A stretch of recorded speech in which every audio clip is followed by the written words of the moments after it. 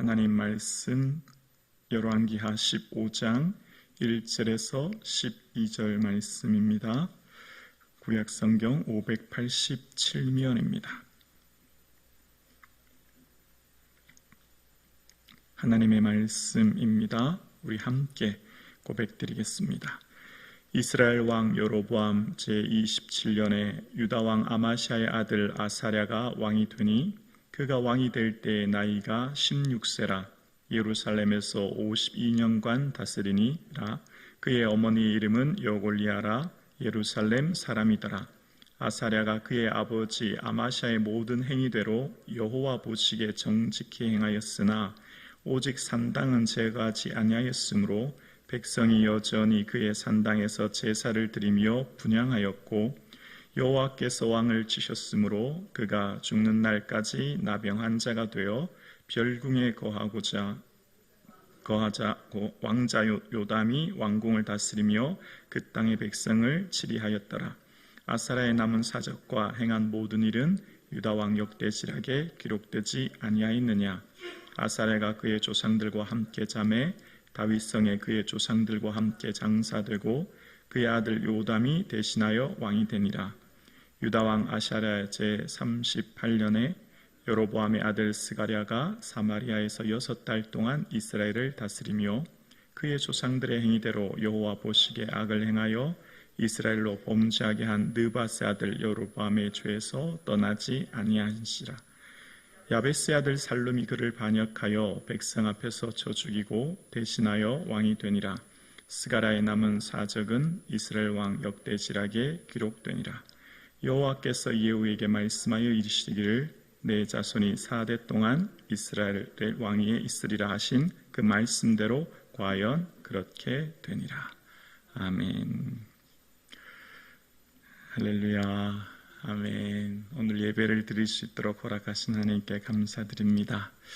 예수님의 기쁨이 되는 저와 여러분 되기를 주님의 이름으로 축복합니다. 아멘. 어제 말씀 전하는 것 중에 좀 바로 잡아야 될 것이 있는데요.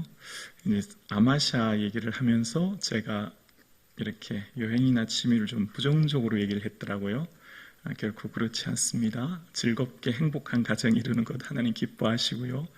여행이나 취미는 충분히 하나님도 기뻐하시는 겁니다. 어떤 것이 과도할 때 문제가 되지, 이거 좀 바로 잡습니다. 좀 주의하도록 하겠습니다. 우리의 관심은, 모든 인생의 관심은 돈에 있습니다. 부요와 번영에 있습니다. 그런데 하나님의 관심은 죄에 있습니다. 거룩과 성화에 있습니다. 우리는 어떻게 하면 더 잘 살까? 더 풍요롭게 살까? 그것이 우리의 관심인데 하나님의 관심은 어떻게 하면 이 백성이 죄를 짓지 않으며 살까? 어떻게 하면 더 거룩하게 살까에 하나님의 마음이 있다는 것을 알게 됩니다. 오늘 본문은 이 아사랴와 스가랴 왕에 대한 두 왕에 대한 이야기인데요. 이때 당시 시대적 배경은 남쪽에는 애굽이 강성한 강대국으로 자리 잡고 있고 북쪽에는 아람과 함께 이제 새로운 강대국인 아수르가 굉장히 강대국으로 이제 커가는 상황에 놓여 있습니다. 이런 상황 가운데 이제 하나님의 마음은 국내의 경제적 번영 가운데 있는 왕들에게 얘들아, 너희가 지금 나라의 경제적인 번영과 부요와 풍요에 마음을 기울이면 안 된다. 너희들은 끊임없이 그 마음을 하나님께 두고 그 말씀하신 율법을 잘 따라야 된다라고 하시면서 넓은 시대적 상황을 잘 살펴서 주의해야 된다라는 것을 말씀하셨어요. 그러니까 오늘 본문 이 아샤라, 다른 말로 우시아거든요. 이 시대는 이제 이사야 선지자가 활동합니다. 이사야 선지자가 나와서 말합니다. 남유다에게는 여러분, 이제 여러분의 삶에 저 강대국 아수르를 의지하지 마십시오 라고 얘기하고, 북이스라엘에게는 여러분은 이제 곧 하나님의 심판이 도래할 것입니다. 돌이키십시오. 그렇게 얘기하면서, 그러나 여러분을 심판하는 아수르도 곧 하나님이 징계하시지만 그 아수르도 곧 멸망할 것입니다. 그렇게 설교합니다.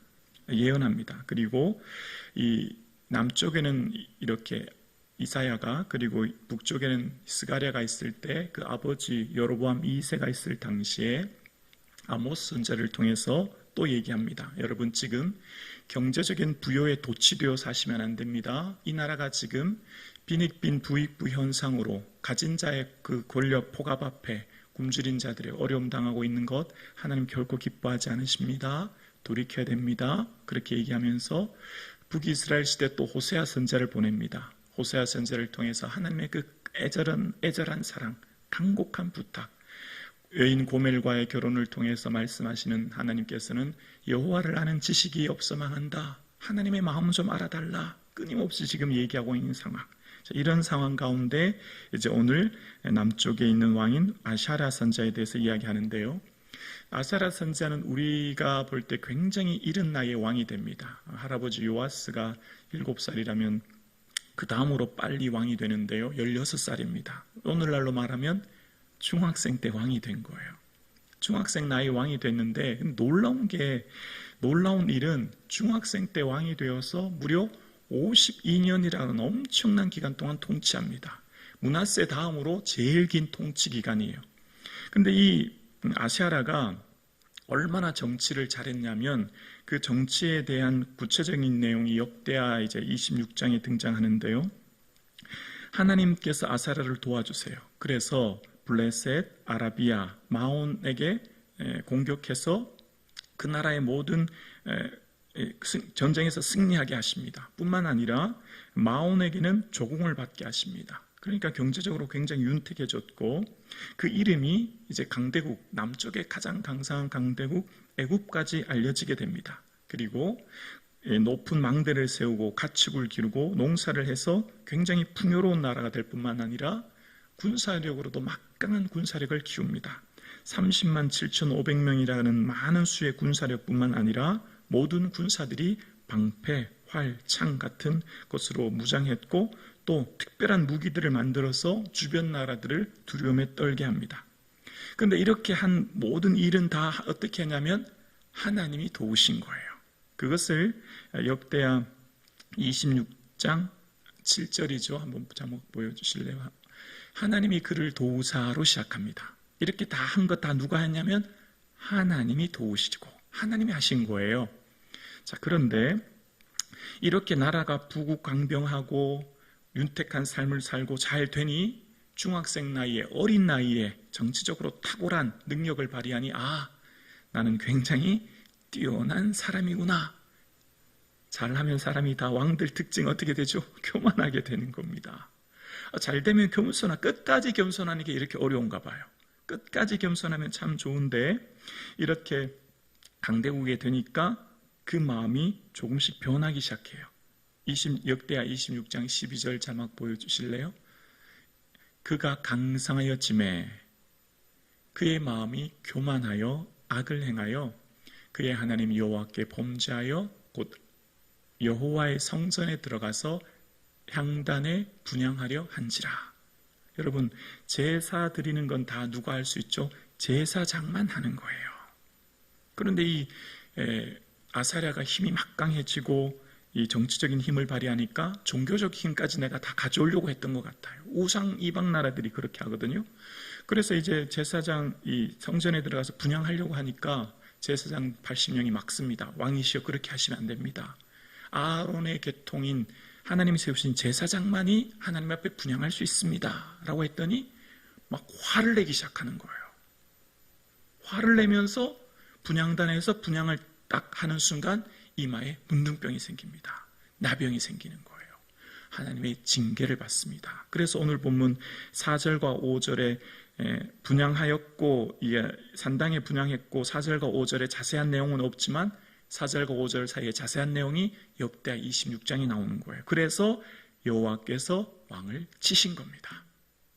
그러니까 여호와께서 왕을 치셔서 나병이 걸린 이유는 교만하여 제사장만이 할 수 있는 일을 왕의 권력으로 하려 했고 그래서 하나님께서 그것을 치셨고 그가 별궁에 거하여 그 아들 요담이 대리 통치하는 일이 일어나게 된 것을 이야기하고 있는 거죠. 초반부에 제가 말씀드렸죠. 우리의 모든 관심은 어디에 있다고요? 더 풍요로운 삶에 우리의 관심이 있습니다. 번영에 우리의 관심이 있습니다. 한마디로 돈에 우리의 관심이 있죠. 그럼 다 끝나는 거예요. 정치 지도자도 경제적으로만 풍요롭게 하면 백성들이 만족합니다. 그런데 하나님의 관심은 어디 있다고요? 죄에 있습니다. 하나님은 거룩과 성화의 마음이 있죠. 우시아가 오히려 젊은 중학생 나이에 번영한 나라를 이끌고 군사적으로도 많은 수의 군사를 만들었더니 그 마음이 교만해진 거예요. 그것이 오히려 그에겐 화가 된 거예요. 오히려 그렇지 않은 것이 그에게 나을 뻔했어요. 그래서 그는 나병으로 인하여 어려움을 겪게 되는, 겸손하면 기도하지만 교만하면 기준을 삼습니다. 내가 기준이다. 내가 세상의 기준이다. 모든 것을 내 뜻대로 하려고 하죠. 왜냐하면 내가 이만큼 해서 이만큼 이루었기 때문에 내가 아주 잘한다고 생각합니다. 선을 넘어서는 거죠. 선을 넘어서서 하지 말아야 될 것 같지 않은 어리석은 모습을 행하는 우시아의 모습을 보여줍니다.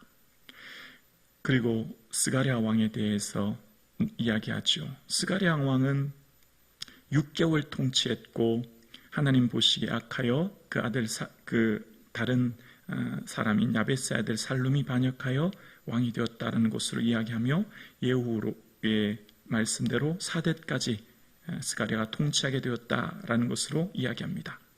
그래서 이 오늘 본문 9절에 보면 악을 행하여 이스라엘로 범죄하게 한 느밧의 아들 여로보암에 대해서 떠나지 않았다, 이 말을 또 기록합니다. 이 말은 언제부터 나왔죠? 이미 예후 그 윗대로부터 계속해서 반복하는 말이에요. 어떻게 하고 있는 하나님의 마음이 느껴지십니까? 참고 또 참고 계신 하나님. 예후로부터 요아스, 여로보암, 스가랴, 그리고 오늘 이 스가랴까지 그 윗대 증조 할아버지, 아버지 계속 하나님께서 참고 계신 하나님. 그런데 여러분, 이제 하나님의 심판의 때가 곧 다가옵니다.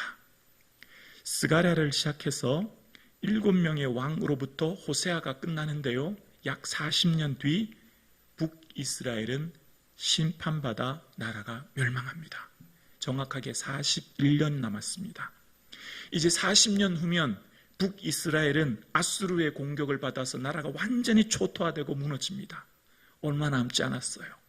그런데 이스라엘은 알지 못하는 거예요. 그런데 이스라엘은 지금 아버지 여로보암으로부터 번성한 경제적인 부유함 때문에 도취되어서 하나님은 안중에도 없고 범죄한 가운데 살아가요. 얼마 후에 나라가 멸망하는데요, 한 세대도 조금도 남지 않았습니다. 불과 40년 후면 나라가 완전히 초토화되어집니다.